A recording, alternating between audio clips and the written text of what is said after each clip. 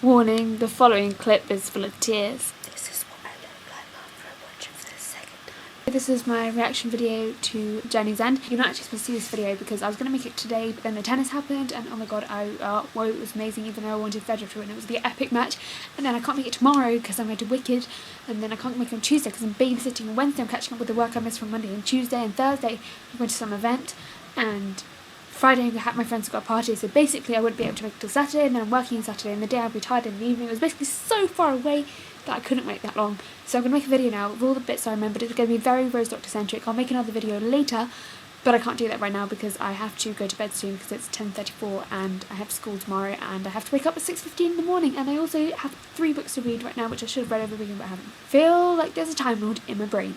So, starting again, if you're not a fan of Doctor and Rose, I advise you probably shouldn't watch this video. I am going to talk a bit about, the nature of the relationship of Doctor and Rose, a point which Kaylee brought up in the last video, but also I'm going to fangirl a lot because hello, my dream came true in a way and didn't in a way, and I'm going to get very emotional about that.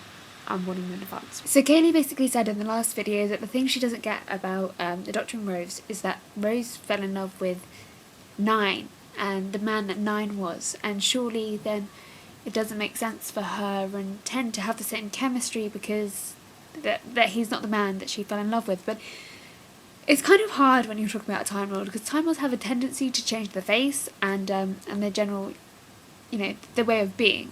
But I think essentially it's quite the same to like normal relationships, where it's not a matter of people changing. It's more about learning, what the person you're involved with or whatever, what they're really like, understanding their nature. And the thing about the Doctor and Rose is that they both had quite flawed natures in a way. I mean, the Doctor obviously came out of this horrible war situation, and Rose had very low self-worth and very little motivation in a way.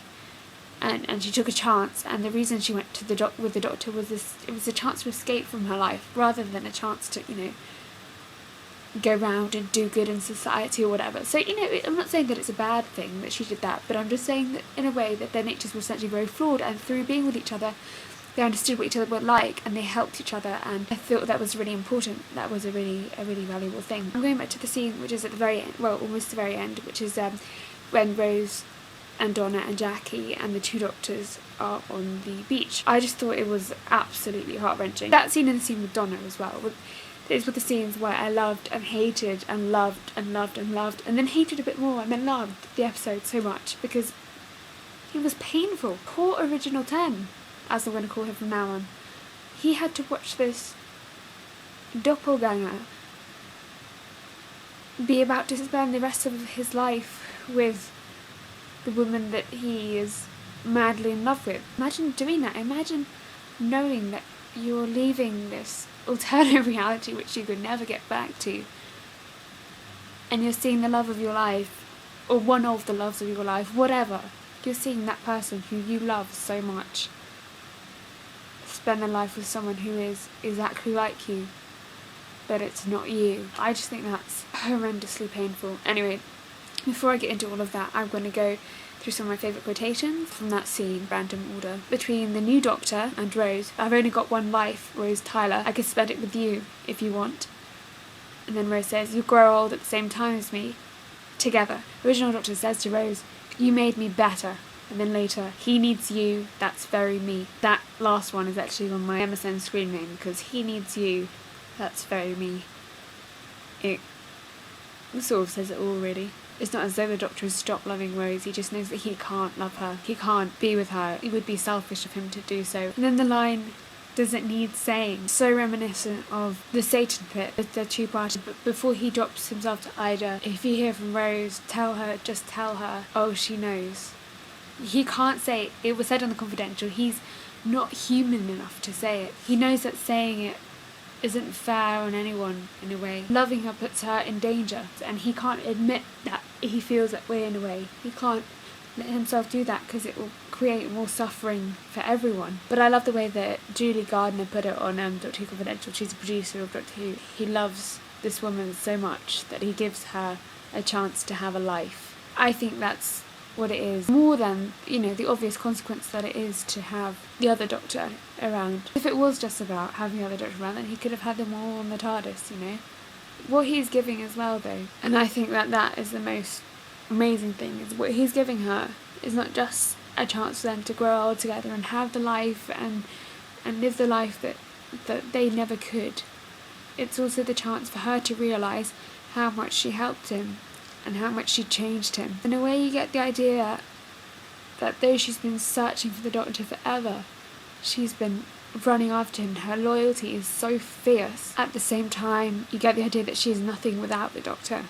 She doesn't feel the same sense of worthiness. And even all she said to Donna of her importance, you get the idea that she doesn't feel her own. And the Doctor gives her another chance to show her how the amazing effect she has on people and the amazing effect she had on him, how important she is. And I think that is the most romantic thing of all, the thing that wasn't said. And now I'm going to start crying. I'm going to spend the whole 10 minutes just talking about the kiss, basically, or just the end in general, because it was heartbreaking. It was horrible as well. You know, I know a lot of people said, oh, but you would have thought the original tone would have shown more remorse when he was seeing Rose and the new Doctor kiss, but it was the subtlety of it. You know, you saw in David Tennant's eyes, you could see how much it was hurting, and he didn't turn away because the parallel universes were closing, and he turned away because I think it hurt too much for him to look, and he knew he had to let go. It's the kind of thing, if you love her, let her go, and he knows that it will hurt her, and he knows how horrible it is, and yet he goes ahead with it because he has to. Anyway, there are a number of other lovely bits with Rose and the Doctor, and I mean, namely the hug at the beginning where she realises that it's still him, and he hasn't changed, and that's a lovely scene, because I worried at first as well when the Doctor regenerated thing, but directed it all at the hand in jar, that his personality could be changed, but it wasn't. And that hug was just, it was you know when you trust someone and they're close to you, you have that feeling of safety. You could definitely sense that with that hug between them both. They're just such amazing actors. I love them so much. And then the other characters' reaction as well to seeing Rose, and because, you know, they all know how important she was and how torn up the Doctor has been about her, especially when Martha reacts like, you found her. Martha, I quite liked the episode, but the whole nuclear warheads thing was completely, you could sense the desperation if she was going to use the Osterhagen key. You know, it gave a real sense of the scale, and it was horrible because it showed the Doctor genuinely believed all the horrible things that Davros was telling him. I'm trying to think quickly of all the other Rose 10 moments I liked before time runs out. The taking of the hand as well before, as the TARDIS disappeared, because it was a sign of kind of acceptance of the situation, and just the general idea that Rose and the Doctor in this other world are going to be able to grow old together and spend their lives together. The most important distinction was that he had his memories. You know, he's not like a random clone. He's the Doctor. He's just human at the same time. I think memories are the most important thing. I think that's why things such as Alzheimer's are so tragic, because people can't remember the wonderful times they had. And again, that's what made Donna's ending horrible.